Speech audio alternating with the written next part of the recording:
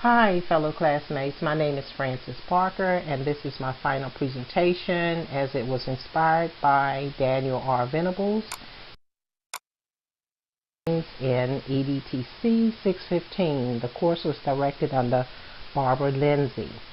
I am a trainer and developer for a local utility company for more than 28 years. Though my practice is not of a regular school environment, I merged from Group 4 to Group 3 during this course assignment and was able to experience both the fixed and growth mindset during the membership.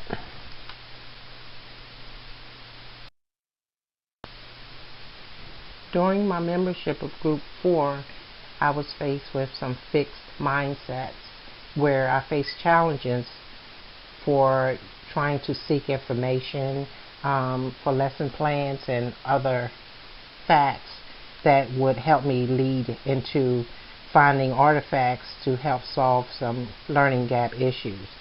I did experience quality understanding through the Venable readings to meet the expectations during the first 2 data and 3 implementation meetings.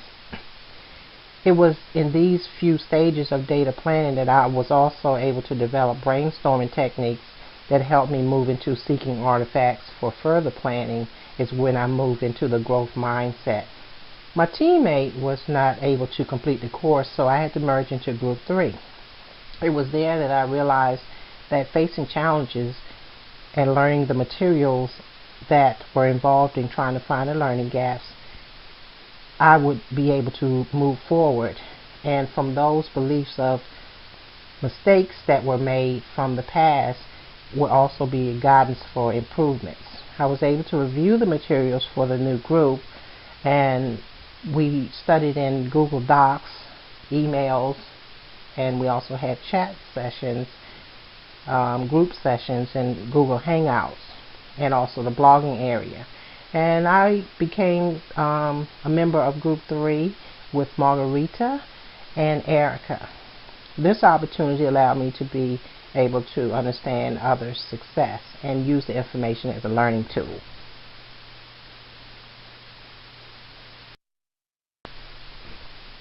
Margarita presented our team with the data facts presented from her classroom of mixed 6th and 7th grader Spanish students.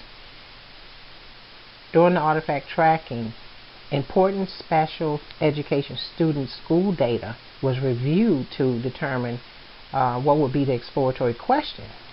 By using the Notice and Wonders protocol, Margarita presented the data that presented the specific artifacts. A breakdown was found and accommodated the world language and not enough strategies for improvements for the students' speaking, writing, and listening skills. The learning gaps became obvious and led to 2 questions. How are the world language teachers differentiating their instruction to meet the needs of special education students? And also, what specific supports do students in the special education program need to be able to succeed in their world language courses?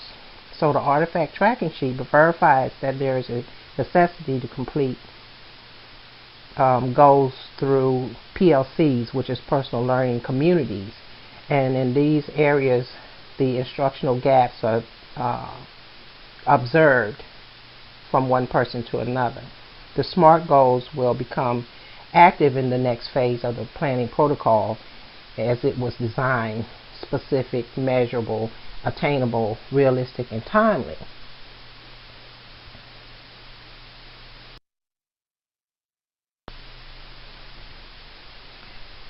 In the formative approach of the artifact finding, there were scores that were noted from the special education students where there were learning gaps observed. And from there were many discoveries of the students percentage-wise where they had fallen behind during the first half of the grading period.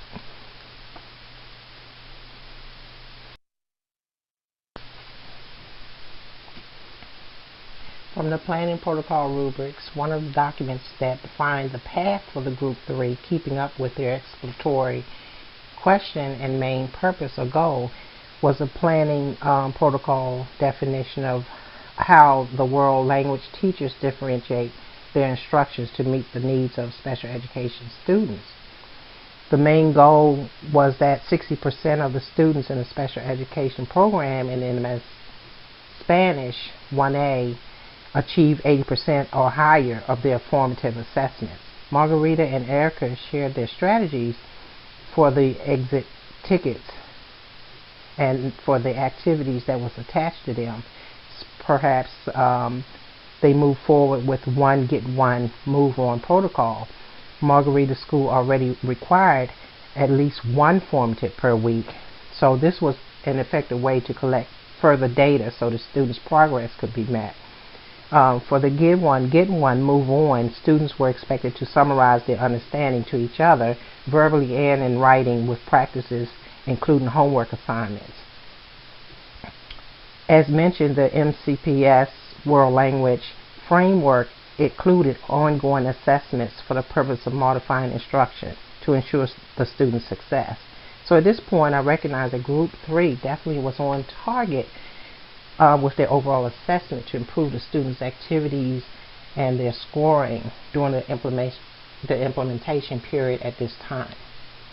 Their growth mindsets of Erica and Margarita also enabled them to collaborate and come to a conclusive decision on how to measure the students' outcome for the activities. And this was during the planning protocol rubric also, that the main focus was on the students' engagement, the depth of knowledge, the alignment of standards, their technology integration, and the impact of how they learn.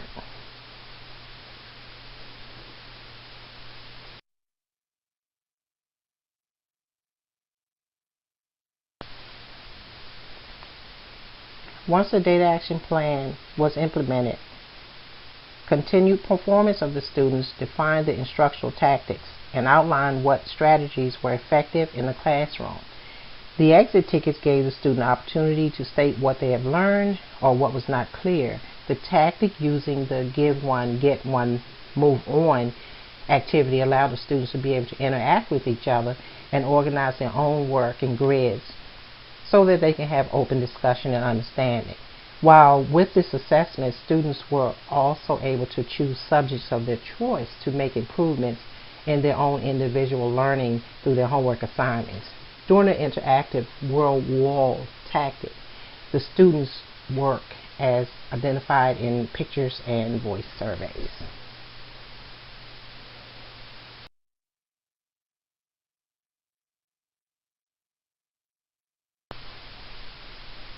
In the final data action plan, there were a few frequencies that were adjusted to help meet the improvement needs of the student. Margarita also decided to continue the interactive world wall to give further support so the students in the speaking skills through the classroom would have further engagement. The student's choice board was not implemented because of the time constraints, and was unnecessary also due to the success of the exit ticket tactic.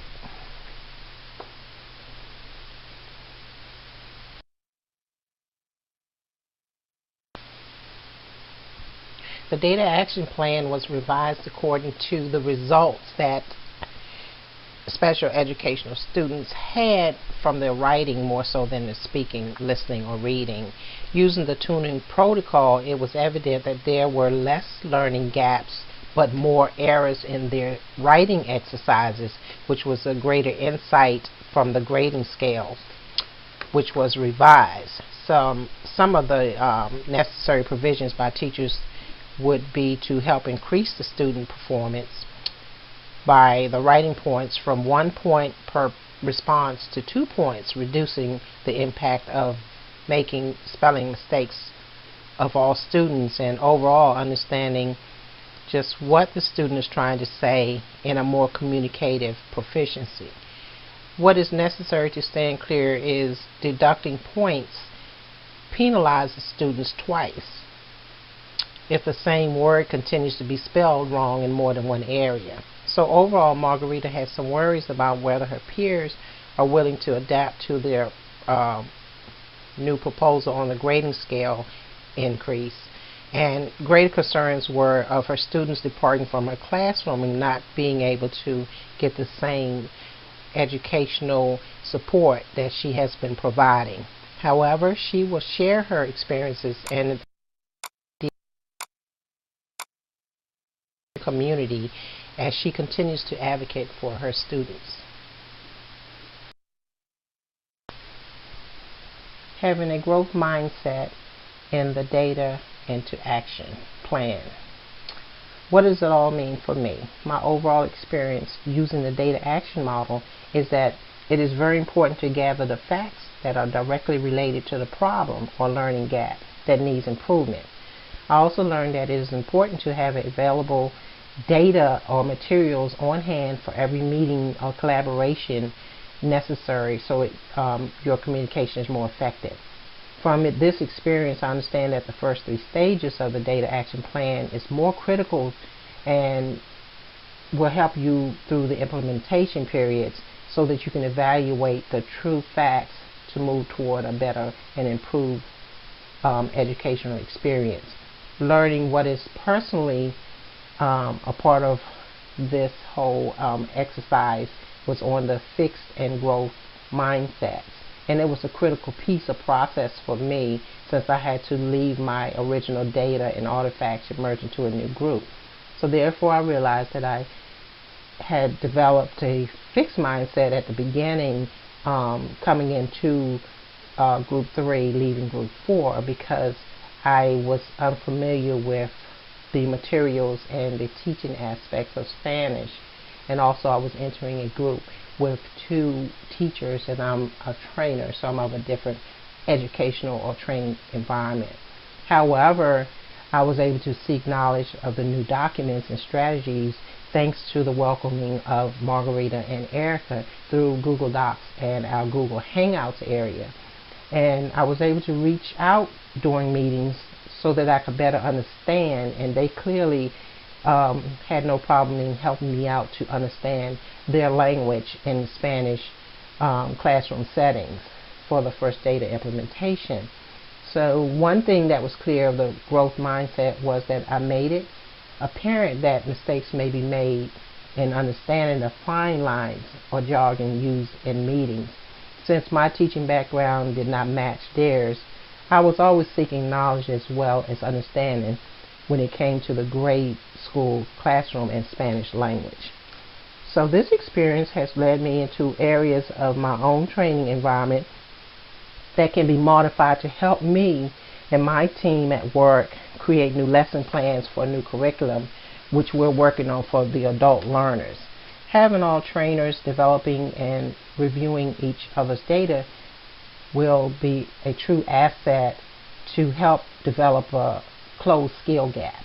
And it was critical for us to be able to continue and revise it so that we can improve for our technicians overall in the classroom setup. So this experience has been a great opportunity, and I thank Group 3 for the hospitality. Margarita and Erica, you've been wonderful, and I hope everyone has enjoyed this presentation, and I thank you.